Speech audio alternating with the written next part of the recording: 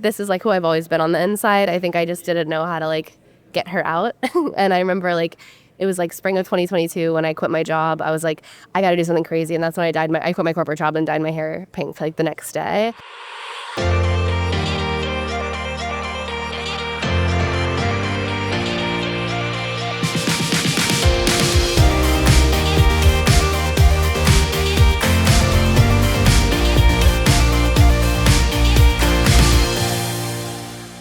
Hello, everyone, and welcome to Community Matters Cafe. This is our first ever episode of Coffee and Conversations. This is a very special project. It's very new. I'm very scared, but I'm also super excited that you can all be a part of this. This is a unique journey for me because I'm stepping outside of the TV station and into the community where things are happening, where people are moving their lives forward every single day. And frankly, I was taking a look at my own life and what I wanted to do and what I wanted to build. And there's so many people who are doing phenomenal things and taking big risks and dreaming big and doing really kick-ass things. And I just want to be more like that. I'm 36 years old. I've done a lot of really cool things, but I really want to go after that life that seems like it's unattainable, that seems bigger than me. But I think if I surround myself with people who have already done that, who have taken risks, who have made choices, we can really create something unique and beautiful. So I'm going to be finding those people. I'm going to be finding those stories.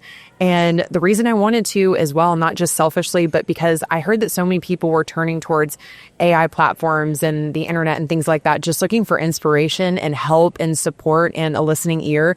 And there are people right in our community that already have those things in place and they have lived experiences. So I'm going to help and find those. And I want to bring you in on that conversation. So Coffee and Conversations is just bringing it back to that proverbial coffee house. Every Wednesday, I want to invite you in here to just sip and relax and feel like you are part of something bigger and feel inspired and feel special because every single person has a story. Every single person has a journey. You are incredible and capable. And I'm going to find incredible and capable people who are just kicking ass and they're going to show us how to do it. So without further ado, my very first guest is Hellen Moffitt of Thrift Pony. Hellen, I am so excited that you're here for our very first Coffee and Conversations. What an honor. I'm so excited to be here. So the reason I really wanted Hellen on is because I saw a post from her a few weeks ago on the gram and you were waning nostalgic and you said, these are things I really wish I would have known before I started Thrift Pony. If you don't know what Thrift Pony is, you're missing out on an amazing shopping experience. It is a really curated, fun fashion thrift boutique that you have built from the ground up. So tell us just a little bit about your business before I dive into my questions. Yeah, so Thrift Pony is a secondhand and vintage consignment store. I kind of call it like the gateway drug for thrifting. So for people who maybe get intimidated going into a Goodwill or like a traditional thrift store, but then maybe find like, you know, those traditional vintage store a little bit too pricey. It's like a really good middle ground where people can find those cute and trendy pieces without having to buy them new and, you know, get them at a discount, not contribute to the textile waste, all of that. But on top of being a clothing store, it's also kind of like a community third space. The community portion of it is the part I'm really passionate about. We do a lot of fun events. We'll do like comedy shows. We'll do vintage markets. We do like we had like knitting workshops, yoga. We have all these things at our store. And I just like want it to be a party that everyone wants to be at and to use the community aspect of connecting people with people in their community to get more people shopping secondhand and just centered around fun and friendship. Yeah, I mean, and you have built that. And like I said, you built it from the ground up. And what was so fascinating to me is when you think about vintage, like these are items that people no longer want in their home, no longer want in their closet. They're going somewhere else. So you not only said, number one, I'm going to make something beautiful out of things that no longer have a place in people's lives and find them a place in someone else's lives. Yeah. And two, you wanted to go into retail, which is a challenging space, and you have a brick and mortar. So all of these things you literally built. And I wanted to kick it off with your post because, again, she shared these things that she wished she'd known before starting Thrift Pony. And they're all so poignant. And the first one you said, if you see it in your mind, you can do it, which to me, just in itself can be kind of intimidating because plenty of us have like big dreams. Yeah. But, you know, as Dolly Parton says, y'all know I love Dolly. And if you don't know me, you're going to know this. She said, you know, kind of dreams without actions are just dreams. Yeah. So when did you see Thrift Pony in your head?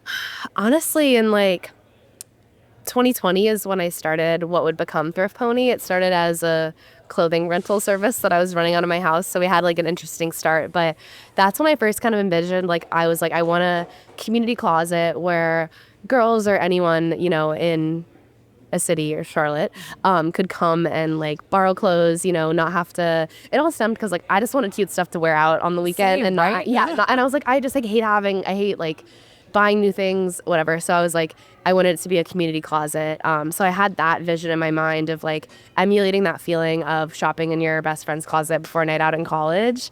And that was like the initial vision. It's funny because like my initial business model wasn't anywhere close to what Thrift Pony is. I never wanted to get into retail. I never wanted to have a brick and mortar. Like that was so, I'd only heard horror stories about that. Right. But then, you know, through the years of just like tinkering, trying things, realizing what didn't work, there were a lot of pivots along the way until, you know, it became what it is now. So, but what I meant by like, when you see it in your mind, you can do it. Like I was an athlete. I swam in college, and there was so much visualization where you had to like picture yourself winning a race, and that really taught me how powerful that is. And like, I kind of learned. I'm into like woo-woo stuff, so like we're here for the woo-woo. That, yeah. Like I said, we are trying to like kick more ass in life. So if it brings with the woo, lay the woo it's on honestly me. like necessary, and like that's like what I would credit a lot of my success to is just like, you wouldn't have these dreams or these visions if it wasn't possible for you. Like that wouldn't even be a thought in your head if it wasn't already possible. And like once you really start understanding that, anything's possible, right? Because you're like, oh, like right now I'm like, oh, I kind of want to learn to play the guitar. I'm like, I wouldn't want that if I couldn't do it. So I'm like, might as well just go do it. And I think a lot of people think that they have these thoughts and they're like immediately shut them down. But like, because that thought enters your brain, it means it's possible and it's out there for you. And I think I just want to get more people to understand that because anything's possible. That's the kind of woo I'm into. Like you said, like I love the idea of it wouldn't even be part of your thought process if it wasn't something you could actually achieve. Yeah. And even if it's like the craziest thing ever, like people do crazy stuff all the time. And like, you just kind of like, I like to find proof of other people doing things that like are quote unquote crazy and that like maybe most people don't think are possible, but it's like, well, if this person over here did it, then that's proof that it is possible and like that I can do it too. So that is the whole point of this. And that's why I'm so glad that you were here. And one thing you talked about also in that post was the pivot. And I know we all kind of wanted to like in our mouths after COVID because we heard the word pivot so much. Yeah. And I just hear Ross from Friends screaming like, pivot. Yeah. At what point do you know you do need to like pivot versus saying like, no, I'm going to stick it out? Because I think that can be tough too. It's like, are we going to drown in what's not working? Or are we going to make that move? And that's such a hard question. So because that's something I would like. That's what I'm asking you. I don't have the answer. I'm asking a grown up. I don't know. So when I first started out, I started out as a clothing rental company. I started out of my bedroom. I funded all with like my own savings and credit cards. And, this was, if you're familiar with what Nuuly is, like it's kind of like what Nuuly was, but like for like a local market. Because like I had done Rent the Runway, that was like more formal stuff. I was like, I just want casual clothes to wear, whatever. But I was learning like the rental clothing business model is really tough. Like I think Rent the Runway still isn't profitable. Like it's a really challenging business model. There's so many factors. Like it's hard to even get your cost of goods because you don't know how many times people are wearing something. It was just like so convoluted. And I was getting to a point where like, I did that business for like almost 2 years where we were like, you know, it was growing, we were gaining popularity. We would do all these fun events that would be like, you can rent a dress and we're going to go to Rosie's Wine Garden and have wine. And like, the events would be so successful. And like, I feel like I was getting traction on social media, but like not that many people were actually like renting clothes. Anything. And so I was like, okay, I feel like people are into like this brand and this like idea, but they're not, and they love our events. They'll come to our events, but they're not really using the product. So that was when I just randomly had an idea to be like, okay, let's just have a consignment sale. We did it like in a parking lot. Like it was so janky. I just posted on Instagram, was like, bring me your clothes and we'll do a consignment sale. And like, we got clothes from like over 100 people. And it was like the coolest stuff I had ever seen in my entire life. Like I will never forget the first girl who brought in clothes to consign. She had been a vintage collector. She brought in this trunk and it was like Carrie Bradshaw's closet. And I was like, oh, this is it. And we did it. We had our first pop-up event, and I'll never forget, like there was like a line, like so many people came. We made more money in one day than I had in like the past like 4 or 5 months combined. And I was like, and this was like 4 months after I quit my job. So I was just like hanging on for dear life, like working at a coffee shop. Like I had no money. You're like, I hope the girls come to the parking lot. Yeah, I was just like, this was like my last like Hail Mary. And like, I wasn't going to quit, but I was like, if this doesn't work, like, I don't know what I'm going to do. And it was like crazy successful. So that like made the pivot easy, because I was like, this is clearly what people want. Is still my like initial idea of like community closet, like getting more people to like share clothes, all that, just in a different way than the rentals. So I think like the way I think about pivoting is like, you just kind of have to try things. Like, I don't think you should, like, if you fail once, I don't think you should give up. But I also think you should kind of pay attention to how things make you feel. Because, like, if something isn't working but you love it, like, you're having really fun in the process, like, keep doing it. But if, like, at that point for me, it had been, like, 2 years of pushing a 100-pound boulder up a hill. And then that was the moment it, like, fell down the other side. And it was, like, it was just very clear to me in this instance, like, this is working. What I was doing before wasn't working. Like, I need to go this direction. Yeah. So I don't know if that really answers your question. No, but it absolutely it's so does. I mean, let me paint everybody a picture. She, like you said, you literally went from a parking lot hoping the girlies pulled up with all their things to a brick and mortar in Camp North End, and you continued to expand because people wanted more and more of Thrift Pony. And like you said, it's a lifestyle brand that's become very prevalent in Charlotte. When I've told people that you were my guest, and I'm just like, Hellen of Thrift Pony, they're like, I love Thrift Pony. Like, no one wasn't excited about your brand because you, like you said, you do those events, you do those things. Another thing that you do for your digital audience is curate really awesome outfits, like, Mamma Mia collection dropping and things like that. And something you also said in your post that really connected with me, because I haven't figured out how to do this yet, is just to get past any cringe and embarrassment and whatever. Yeah. This in itself, just being here in Community Matters with you and talking about things and something that I'm passionate about, scares the ever living hell out of me, because I'm like, what if that girl from third grade's watching on Facebook and she's like, ew, Janice, gross. Like, I don't care, but I kind of care. Yeah, it's like, it's still in it's taking up space in your head for like, well, even if it's for 1 second. Yeah. Yeah. So how did you move past that and become successful? Another thing you said was that the viral aspect isn't really what matters, even though that's what we're kind of addicted to right now, is like, oh, if 40 million people didn't like it, then it's garbage and throw it off the bridge. But you were like, no, showing up is what you really want to do. Yeah. So I think like consistency with that is key, but I think like getting over the cringe of putting yourself out there, like that was very real for me, because I was just working like a desk job. I have always been like pretty shy. Like, you probably, I don't feel like I like present shy right now, but like I always have been pretty like quiet and like goofy once you get to know me, but like never was like putting myself out there. So I remember like it was during the pandemic when I was obsessed with TikTok. Like, that's when I first downloaded it, and I was like, TikTok is so fun. And we all jumped on. Yeah, I was like, and I was just making like the cringy dance TikToks, but I was like, TikTok's kind of like whatever, because it's not like your friends really follow you over there. It was just like random people. So I think starting during the pandemic was like a lifesaver, because I wasn't seeing anyone in real life. Like, it's kind of easy to ignore. Like, I think I would still, it took me a while to like post anything about my business on my personal page, because like people from my corporate job followed me there, people from college, people from high school, and like this was so different. Like, I had never been into fashion. I had never been like a creative type. Like, I majored in math in college, and I was an athlete, and I was very like that type of person. So I think I was like, I just started little by little and surrounded myself with people who supported me. Like, I really only talked to like 2 friends, like my boyfriend and my parents, because you weren't like seeing anyone. Like, I wasn't going to parties having to explain this to people. Like, I was just like in my room. So that was really nice. Kind of like isolated myself from the like reactions of people. And then I think it was just like slowly, like I would just slowly post like a little bit, and like there were people from college. Like, I remember one girl from college was like, yeah, I was like, what the hell is she doing? Like, she like said something where she was like, I thought you'd gone crazy. And I was like, oh, but I was like, whatever. Okay. And when you realize like that's the worst thing people are going to think, it's like, who cares? And you kind of just have to do a little bit at a time. Like, that's how I like, it's kind of like getting into a cold pool, like one little foot at a time. Yeah. And so like I would post, I never got that scared to post on my business account, because I knew the people there were like into it. And then I would like started posting a little more on my personal, but like even now I still don't like post that much content on my personal, because it's like, I don't know. I still get scared to this day. So I think like just knowing at the end of the day, people just want to connect and so much on the internet, especially from businesses, is like advertisement, polish, whatever.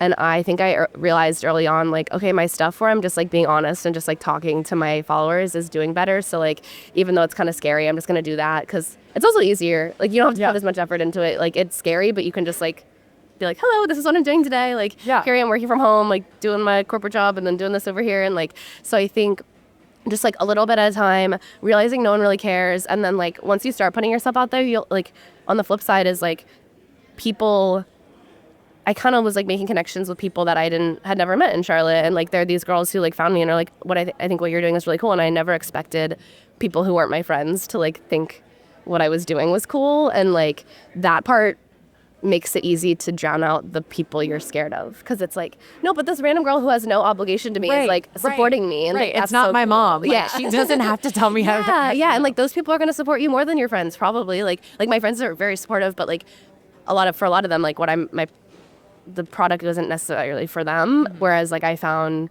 people who now I would call my friends who like it really resonated with. So I think like just being okay with things being uncomfortable,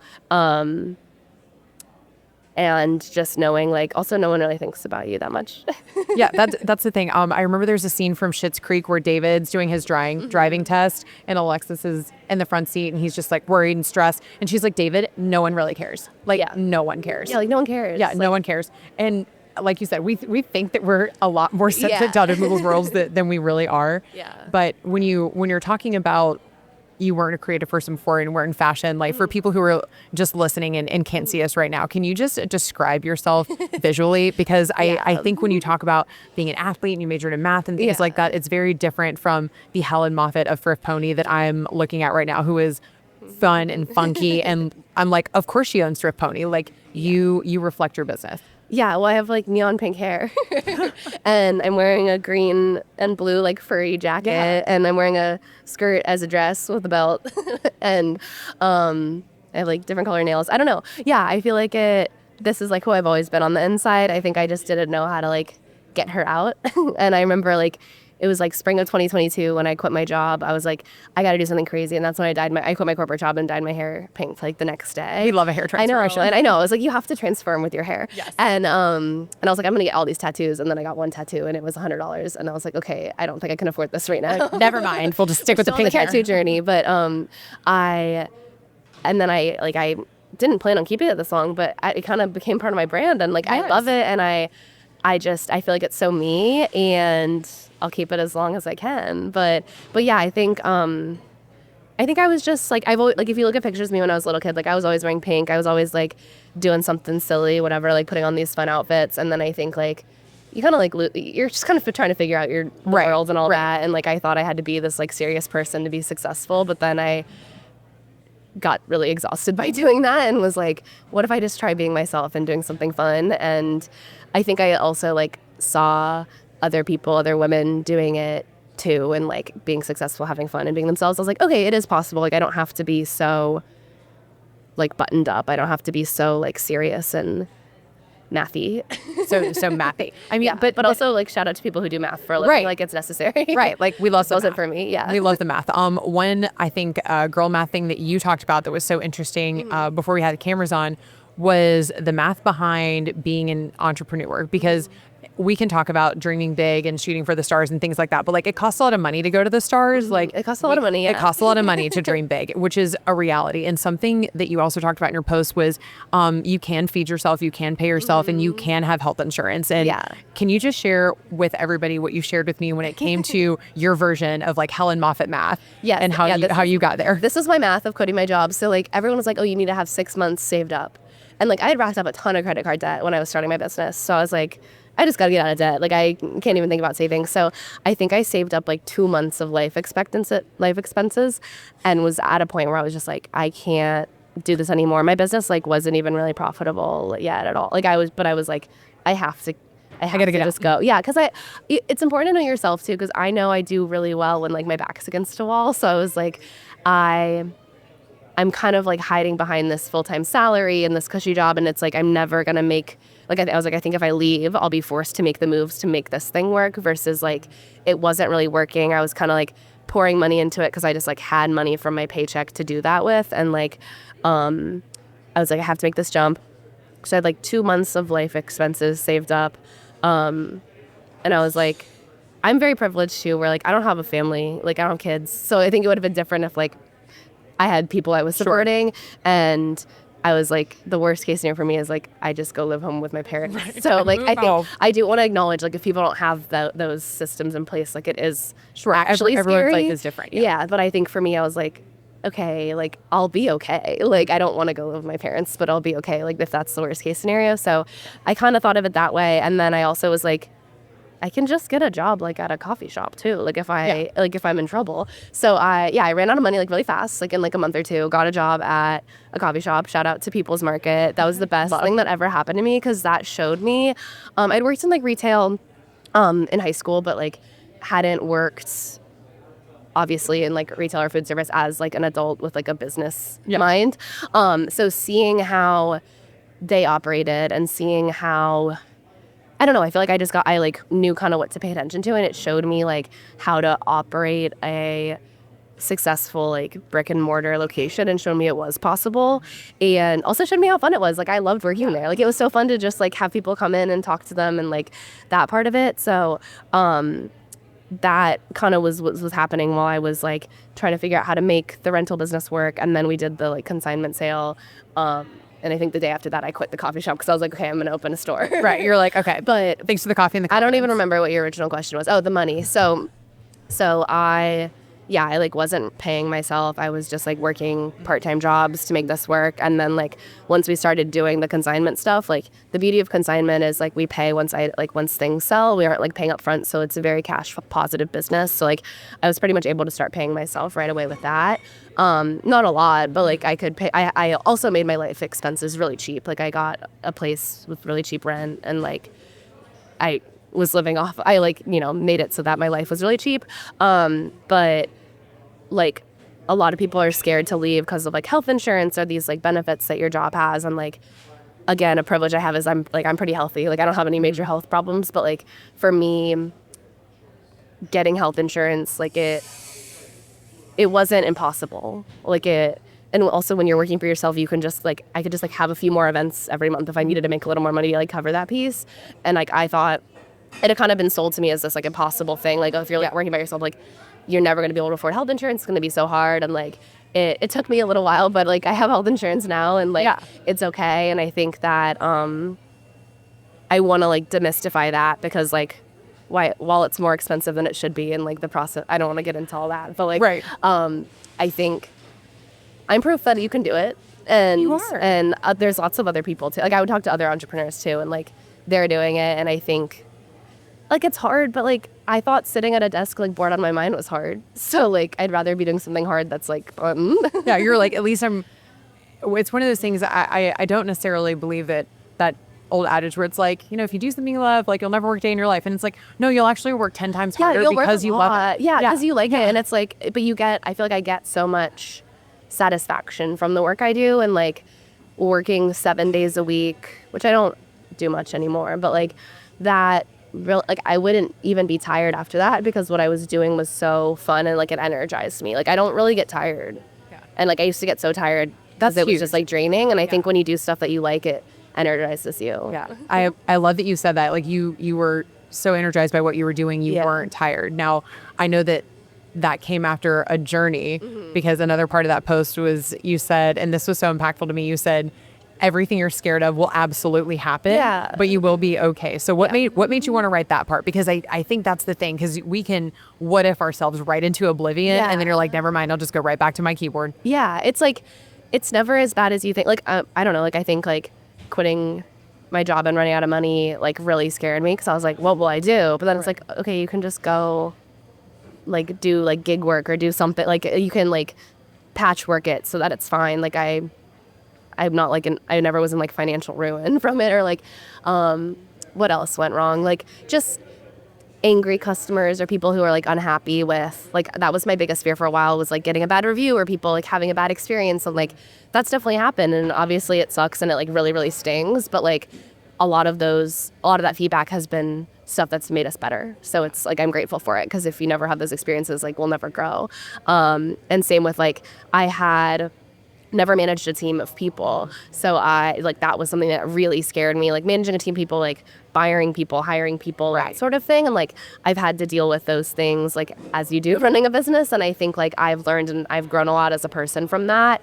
And like that's something I don't think I would have had, at least to the extent, or at least as quickly as it happened, like if I had stayed in my 9 to 5. So yeah. leaving, like you said, that safety net, and you mentioned getting a bad review or having an angry customer. Do you remember that first person that was mad? Like, how did you? Because I think that's like my worst fear. It's like the worst feeling. It sucks. I mean, and I get angry viewer emails all day, every day. That it's just like, we don't like your face. Your tank top sucks. Like whatever they have to say that day. But how did you move past kind of that first big, like, ugly mess?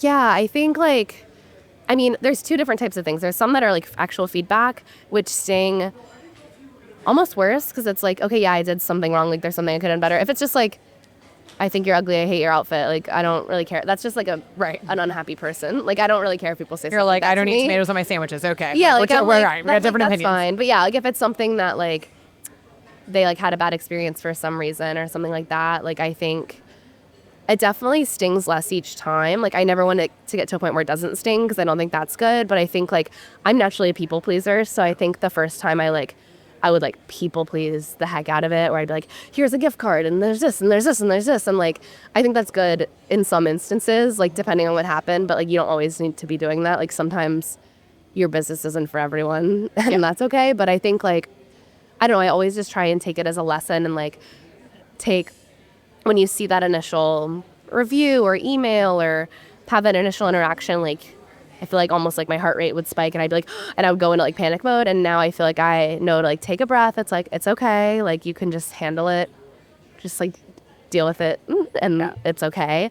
And I think that's really important. Like I'm glad I've gotten past the panic stage of it because like as we grow, I'm only going to get more of those. Like it's not going to get less. Like, and I think that I don't know, and like the whole internet and going viral is like a whole other side of that too. Like I feel like every time we go viral, it's like we get a million mean comments too, which like definitely has taken some like getting over. But at the same time too, like you can't do anything big without criticism. So it's just par for the course.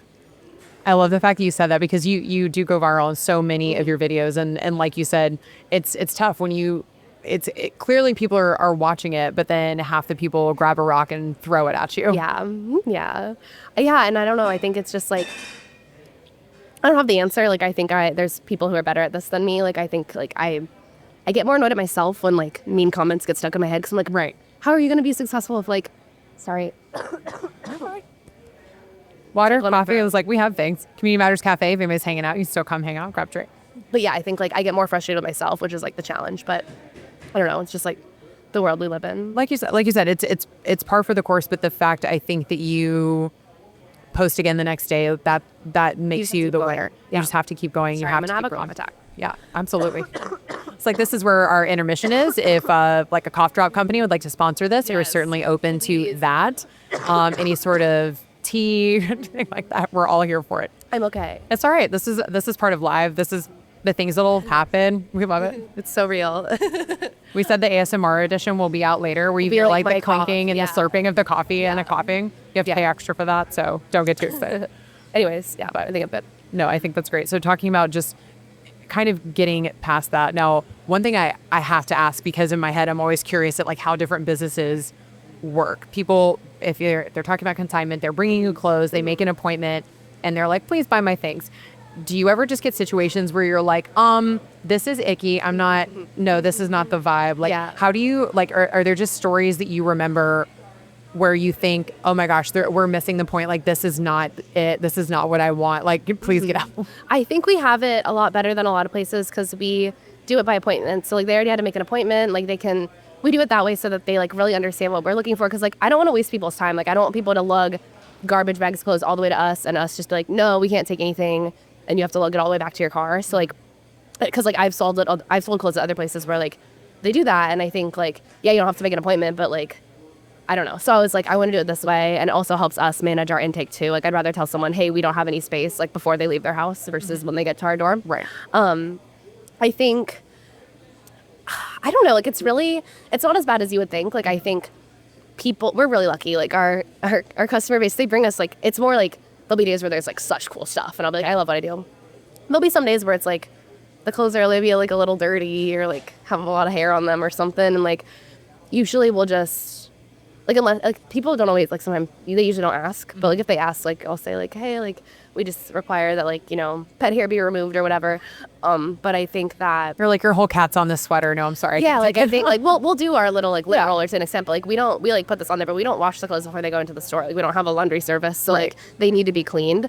And I think people are busy. Like, sometimes they just get in a rush, and I think they do that. Like, I think there's been a few, like, dirty underwear things, but, like, it's just, like, that's just life. Like, you just say, like, oh, nope, and then wash your hands and, like, put it away.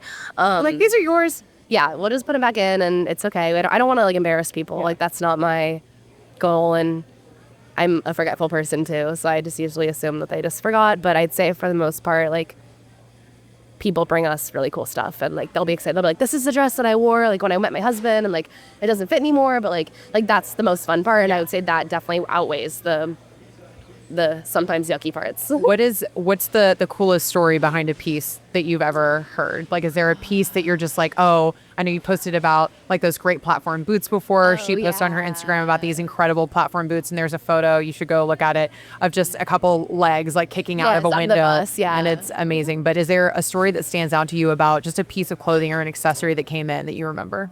It's hard. Like, there's so many. At our old store, I feel like I want to bring this back, but we would have people, if they had a fun story, they could write it on the tag. So when people are shopping, they could read people's stories. That. No, you should bring that back. I think recently, like, a girl brought in these skirts that her grandma made out of this, like, vintage fabric, and that was a really cool story. We did, like, a prom and, like, a formal wear event, and, like, people's prom dresses, and they would, like, post on their Instagram story and tag us and be like, you can go buy my prom dress, and be like all their prom photos. Just, like, fun, like, people wearing things to fun concerts, and, like, I feel like when Taylor Swift is happening and, like, Cowboy Carter, like, people will, like, wear something to one concert in, like, a different city and then consign it, and then someone would buy it to wear it. It's like it's like Sisterhood of the Traveling Pants kind of. Gosh, it's hard to think of just one. Like, I feel like there's so many cute stories. I don't know. Yeah. Do you feel like you get to go on those adventures too when you see your pieces kind of traveling and leaving the Queen City? I love when people tag us. Yeah, when they'll get to do that, and, like, because we'll repost it, and then the person who sold the item will be like, oh my God, that's my dress. Like, that's so cool to see someone wearing it. Like, I loved it so much, but it just, like, I had a kid and it doesn't fit anymore, or whatever. I just, like, have no reason to. I literally have a hot pink tulle dress that I have in the back of my trunk, like, sitting in that parking lot, that I'm like, I need to make an appointment and take this to Thrift Pony because it was my birthday dress and it's amazing and incredible. But I'm like, at what point? Like, I can't wear my.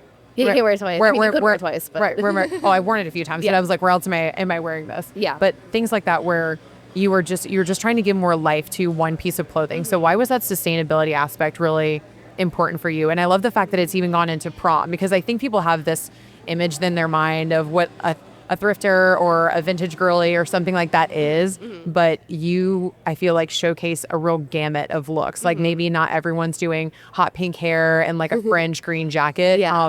But there's really a way to style for whatever that life is you're living. And that's our goal too. Yeah. Like, I think, sorry, what was your question? Oh, no, just the sustainability aspect, but going into different aspects versus just that kind of maybe atypical, like, Asheville vintage look that we kind of have in our head when it's like, oh, she shops vintage. Like, I think there's just a very stereotypical image that people have. Yeah. So I think that's my goal, is to, like, break that. Because so for the sustainability piece, like, when I set out, I was like, I don't want to start a business and go through all this thing, like, this whole thing, and put all this money into something that's not, like, making the world better, like, at least a teeny tiny little bit. Like, I want it to be, like, doing something that's positive, net positive, like, in some way. And I think, like, we have such a wide array of customers, and, like, the ones that I get most excited about are the people who, like, have never thrifted before and love to shop at, like, Abercrombie or, like, Amazon, because, like, that's where a lot of the, like, overconsumption happens, and, like, people will go on and just buy something to wear to, like, a bachelorette party one weekend, and, like, a lot of that stuff. And, like, I get it, because it's really easy and convenient and it's cheap, but our goal is to, be hopefully an alternative to that, where we can be just as cheap, if not cheaper, but it's something that, is pre-loved, so you're not, like, buying a whole new thing, and, like, getting those people who are, like, the traditional like online shoppers or just like define the whatever is trendy in the moment. Like we get like I'd say probably like 30% of our store is vintage, but like 70% is like Zara, Mabel, Anthropologie. This is Aritzia. Like, I got it from yeah, Thrift Pony. Aritzia. Those brands, and like I feel like a lot of secondhand stores and vintage stores won't sell like fast fashion, and we sell some brands that are like considered fast fashion, like H&M, because to me, one, like you see the quality of things once you get it, and there's some brands that are more expensive that aren't considered fast fashion that like kind of like deteriorate just as much. Like I don't know. To me, I was like, you're judging on the piece, not just the brand. We judge on the style, because those things deserve more life too if you can get it right. Yeah, and I think like a lot of times there'll be like an H&M top where I'm like, this is in great condition, and like we obviously price those a lot cheaper because they retail for cheaper. But I think like those are the kind of things that are ending up in landfills. It's not like vintage 90s band tees aren't really in landfill. Like I think people have rescued those. It's like the it's like the mass-produced stuff that's like trendy and whatever. And I think that I say about Charlotte is people too are like not as, it's not New York where people are like, this is so in. Like it's like people kind of wear, there's like kind of a wide range of stuff. So I think my goal is to just like extend the life of clothing and provide an outlet for those trendy pieces that people can get at a lower price. And not have to shop on Amazon. Exactly. You can literally go to Camp North End. And I also want to talk about your shopping experience because I walked in, our producer, Jana, she took me to go visit you for the first time, and we were shopping for Love and Life, and we did this style challenge, which was so fun. If you ever want to feel super cool but super old at the same time, go with a 25-year-old to a cool consignment store and have her pick out your clothes and then pick hers out. I'm pretty sure I tried to dress her like a Spice Girl, and she was like, okay, I was like, okay, I think we're both right. But it was such a fun experience. And in the dressing rooms, there's all these different pieces of YM Magazine and 17, and it's just everything you wish your bedroom could have looked like if your mom let you decorate the way you wanted to when you were a kid. Yeah. So kind of like when you created who you look like visually now, how did you go about creating a space that was Thrift Pony in person? Yes. I wanted it to feel like shopping in your best friend's closet, and I love the nostalgia of it all, and I love fun colors. So that's why we incorporate a lot of, there's like horse themes. Yes. But then also like initially, so we were at Camp North End, so I wanted it to be like summer camp vibes, but then that kind of morphed into more like just like nostalgic early 2000s vibes with horses, which is why so like there's like a ton of I think like 2000 to 2005 was the range we were looking at. We bought all these magazines on eBay. And I think that like making it an experience too, because we do recognize like it is more effort to go leave your house to go shop somewhere in person versus just like go online, wherever, Amazon, or even like Poshmark, Depop or whatever. So I'm like, okay, we have to like have prices that are lower than those places, but we also have to make it an experience where like you and your friend are looking for something to do, and maybe you don't want to go out and drink that night, but you're like, oh, I want to do something fun. Yeah. You can come to Thrift Pony and have play dress up in the cute fitting rooms and have fun that way. So like really, I think after COVID, especially, people are looking for experiences and really making it something fun to do, a fun occasion. Yeah. You've definitely done that. I absolutely love the experience when I went because the music's just bumping and other people are excited. And one girl even asked me what I was looking for, and she brought over a top. Like it became like this whole like this whole group effort. So yeah. The living room and you were bringing stuff out from the back. You're like, and we have these, and I was like, this is really fun. So I absolutely loved that, and it really filled my cup for the day. And before we go, I do want to ask you, when you look at what you've built, who you are, the brand you've created, and if you were to say something, obviously it's Coffee and Conversations, I have to ask you, what fills your cup